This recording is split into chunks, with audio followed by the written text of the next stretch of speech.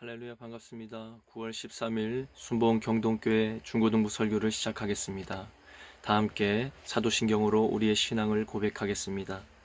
전능하사 천지를 만드신 하나님 아버지를 내가 믿사오며 그 외아들 우리 주 예수 그리스도를 믿사오니 이는 성령으로 잉태하사 동정녀 마리아에게 나시고 본디오 빌라도에게 고난을 받으사 십자가에 못 박혀 죽으시고 장사한 지 사흘 만에 죽은 자 가운데서 다시 살아나시며 하늘에 오르사 전능하신 하나님 우편에 앉아 계시다가 저리로서 산자와 죽은 자를 심판하러 오시리라. 성령을 믿사오며 거룩한 공예와 성도가 서로 교통하는 것과 죄를 사하여 주시는 것과 몸이 다시 사는 것과 영원히 사는 것을 믿사옵나이다. 아멘. 하나님께서 모세에게 주신 십계명을 우리 함께 합독하시겠습니다. 너는 나 외에는 다른 신들을 내게 두지 말라. 너를 위하여 새긴 우상을 만들지 말고 또 위로 하늘에 있는 것이나 아래로 땅에 있는 것이나 땅 아래 물속에 있는 것에 어떤 형상도 만들지 말며 그것들에게 절하지 말며 그것들을 섬기지 말라. 나 내 하나님 여호와는 질투하는 하나님인즉 나를 미워하는 자의 죄를 갚되 아버지로부터 아들에게로 3, 4대까지 이르게 하거니와 나를 사랑하고 내 계명을 지키는 자에게는 1000대까지 은혜를 베푸느니라. 너는 내 하나님 여호와의 이름을 망령되게 부르지 말라.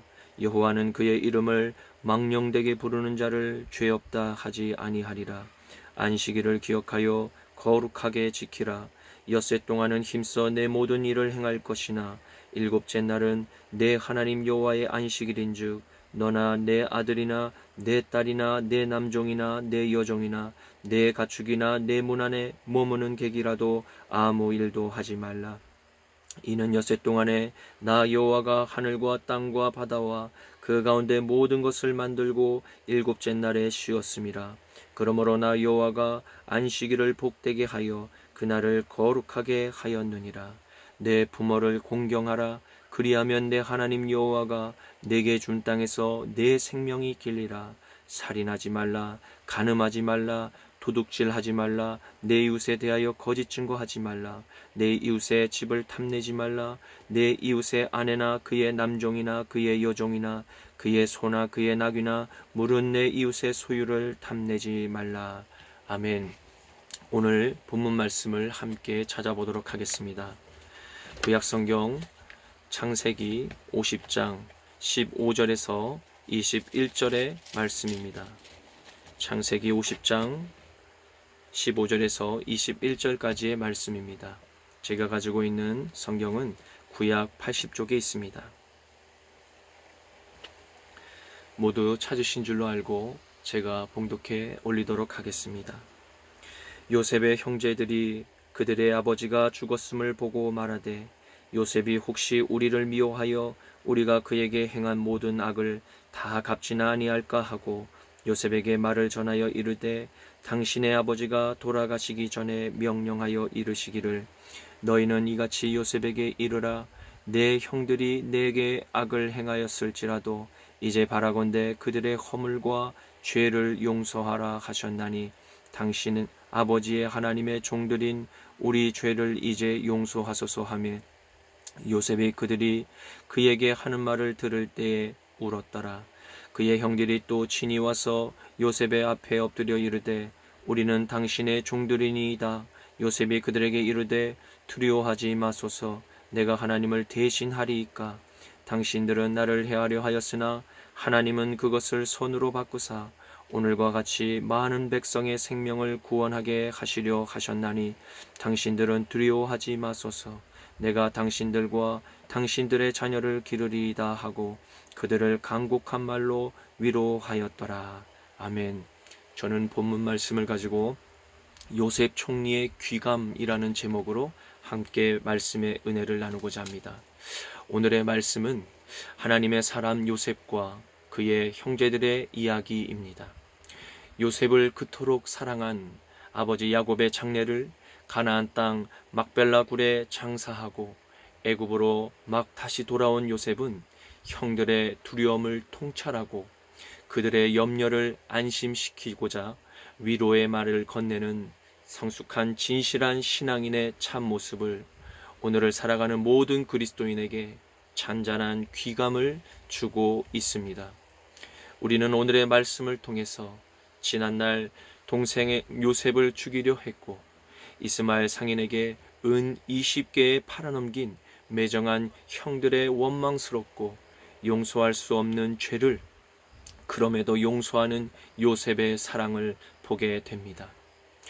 형들은 그러한 요셉의 자비에도 불구하고 아버지 야곱의 장례가 끝나자 인간적인 걱정이 앞섰습니다. 애굽의 총리이자 막대한 권력자인 동생 요셉의 복수를 혹여 받게 될까 싶어 죽음의 두려움에 떨고 있었습니다. 여러분, 우리는 오늘의 말씀을 통해서 요셉과 형들 간의 가정 불화가 어떻게 다시 원만하게 회복되는지를 보게 될 것입니다. 이 말씀을 통해 오늘날에도 가정과 학교와 교회와 사회 곳곳마다 벌어지는 화목하지 못한 문제들이 모두 화목을 이룰 수 있기를 간절히 바라며 바로 그러한 사회 회복을 위해 이 시대의 여러분과 저를 용서의 사람 요셉처럼 부르신 줄로 믿습니다. 요셉은 어린 시절 아버지 야곱에게 특별한 큰 사랑을 한 몸에 받은 아들이었습니다. 그것은 아버지 야곱의 마음을 주장하신 전적인 하나님의 은총이었습니다. 그러나 이러한 아버지의 사랑으로 인해 요셉은 형제들에게 시기의 대상이 되어 버렸습니다. 그리고 요셉은 어느 날 한밤중에 꿈에서 경험한 분명한 하나님의 계시로 인해 더욱 그의 어린 시절에 모든 형제들로 미움을 받게 되는 계기가 되었던 것입니다. 요셉이 형제들에게 이르되 청하건대 내가 꾼 꿈을 들으시오. 우리가 밭에서 곡식단을 묶더니 네 단은 일어서고 당신들의 단은 네 단을 둘러서서 절하더이다. 창세기 37장 6절에서 7절 말씀. 아멘. 우리는 여기서 한 가지 사실을 알아야 합니다. 아버지께서 하나님께서 쓰시는 특별한 사람은 바로 요셉과 같은 고난을 받게 될 수도 있습니다. 하나님께서는 아브라함의 언약을 지키시기 위해서 야곱의 자손들을 축복할 마중물이 필요했습니다. 바로 그 일을 위해 여러 아들들 가운데 하나님께서 한 사람 요셉을 선택하셨습니다. 요셉은 아버지의 사랑과 친동생인 베냐민을 각별히 더 의지하고 사랑하였을 것입니다. 그러던 어느 날 몇 날 며칠을 떠나서 아버지의 양들을 이끌고 세계멸 지나 도단으로 간 형들에게 별거가 없는지 한번 돌아보고 오라는 아버지의 권유로 출발했던 요셉은 그 후로 영영이 아버지 집으로 돌아오지 못하게 되었습니다. 이후로 요셉은 이스마엘 상인에게 팔려 애굽의 노예 시장으로 끌려가게 되었고 그곳에서 그를 산 주인은 바로의 경호대장인 보디발 장군이었습니다. 요셉은 보디발의 집에서 관리자로서 성실히 보디발의 재산을 관리했고 요셉이 머무는 곳마다 주의 복이 머물러 주인인 보디발의 소유에도 그 복이 임하였다고 성경은 우리들에게 말씀합니다.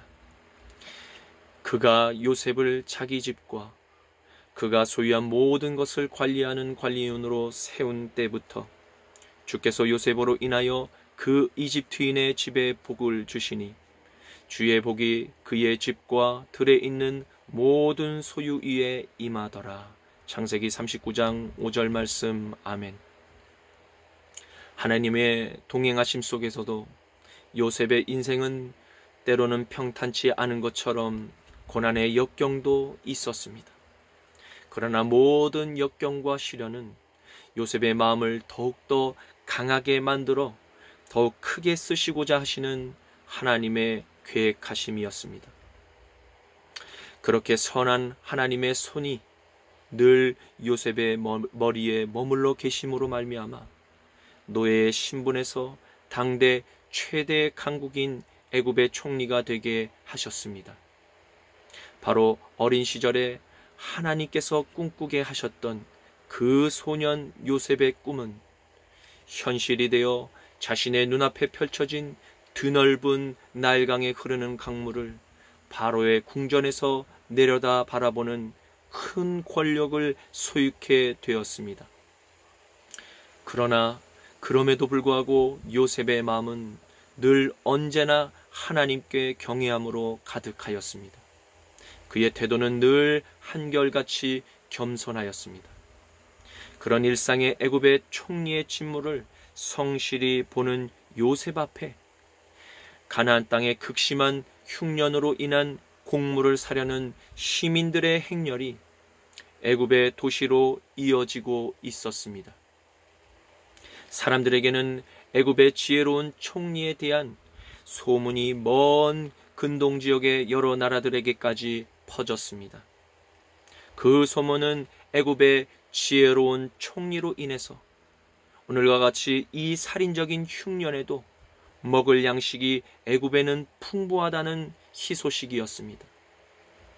형들은 그 지혜로운 총리가 바로 자신들이 조롱하고 괴롭히며 팔아먹었던 동생 요셉이라는 사실을 꿈에도 몰랐을 것입니다. 그렇게 주님께서 예비하신 사람 요셉은 그토록 만나고 싶었던 가족들을 만나게 되었습니다. 죽은 줄로만 알았던 잃어버린 아들 요셉을 품에 안은 야곱은 그 아들과 함께 애굽에서 17년간의 짧은 상봉의 기쁨을 끝으로 147세의 일기로 하나님께 부름을 받게 되었습니다. 요셉은 그토록 보고 싶고 되찾고 싶었던 가족들을 만나게 되었습니다.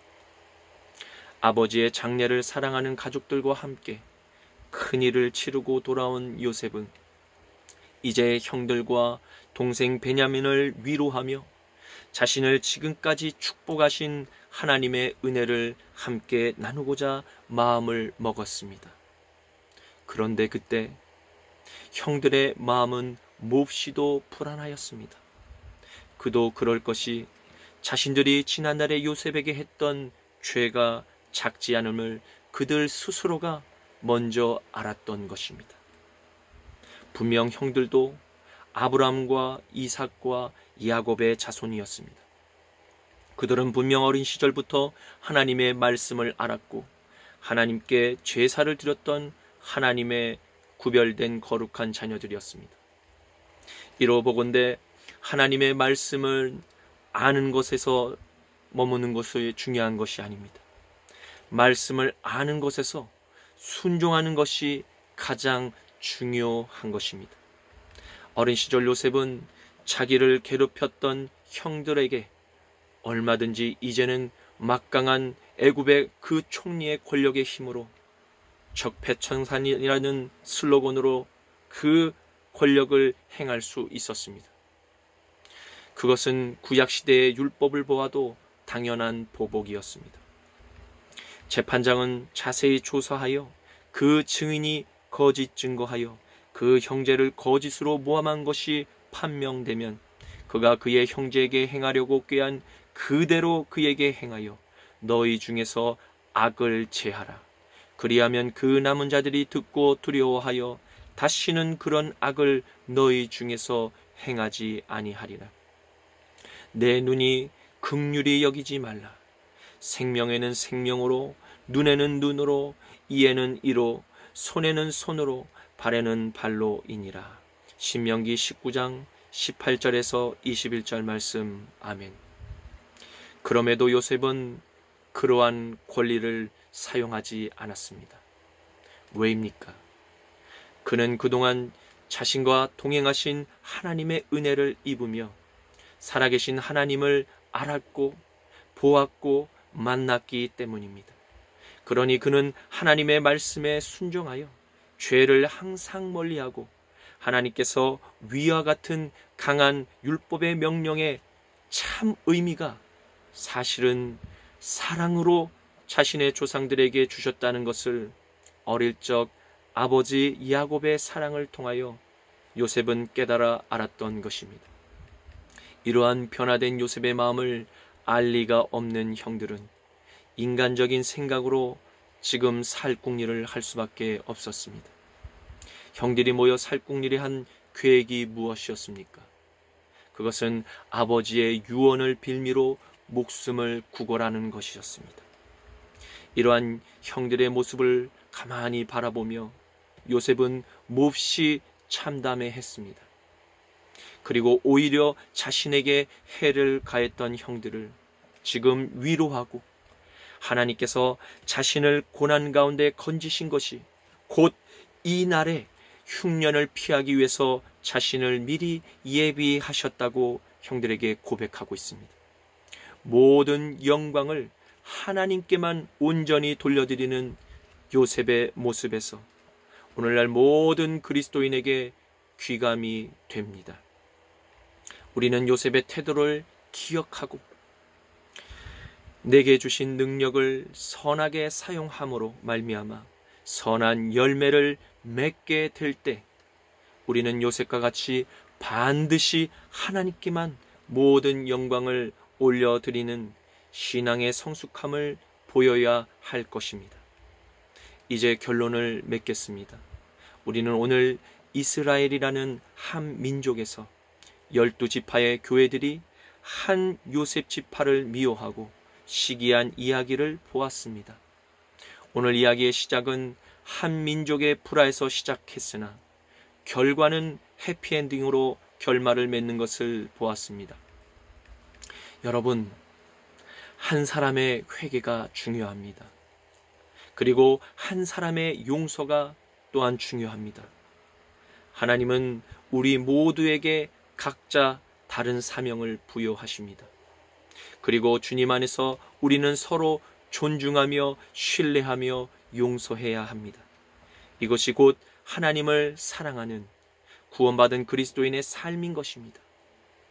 이 마지막 때를 살아가는 살아있는 교회된 요셉 여러분, 주 안에서 서로 사랑합시다. 내 사랑하는 자들아, 너희가 친히 원수를 갚지 말고 하나님의 진노하심에 맡기라. 기록되었을 때 원수 갚는 것이 내게 있으니 내가 갚으리라고 주께서 말씀하시니라. 로마서 12장 19절 말씀. 아멘. 이 시간 우리 다 같이 들은 말씀을 가지고 기도 드리시겠습니다. 주님, 감사합니다. 오늘 우리에게 요셉 총리의 삶의 이야기를 통해 예수 그리스도의 용서하심을 배우게 하시니 감사합니다. 형제 자매의 진실한 용서를 통해서 한 민족이 서로 회복되는 것을 또한 보았습니다. 죄인된 모든 형제 자매가 주님과 사람들 앞에서 진실로 회개하여 하나님과 사람 앞에 높임을 받는 인생들로 변화되게 하옵소서. 주님, 오늘을 살아가는 순복음 경동교회의 모든 학생들과 한국교회의 모든 하나님의 백성들이 서로 시기하지 않고 각각 나에게 맡겨진 하나님의 사명을 깨닫고 하나님의 영광만을 위해서 서로 하나된 하나님의 교회를 이 땅 가운데 이루게 하옵소서. 나자라 예수 그리스도의 이름으로 기도드립니다. 아멘. 하나님께서 제자들에게 가르쳐 주신 주기도문을 끝으로 오늘 예배를 마치겠습니다. 하늘에 계신 우리 아버지여, 이름이 거룩히 여김을 받으시오며 나라가 임하시오며 뜻이 하늘에서 이루어진 것 같이 땅에서도 이루어지리이다. 오늘 우리에게 일용할 양식을 주시옵고 우리가 우리에게 죄 지은 자를 사하여 준 것 같이 우리 죄를 사하여 주시옵고 우리를 시험에 들게 하지 마시옵고 다만 악에서 구하시옵소서. 나라와 권세와 영광이 아버지께 영원히 있사옵나이다. 아멘. 순복음 경동교회 친구들, 한 주간도 주님 안에서 승리하시기를 주님의 이름으로 축복합니다.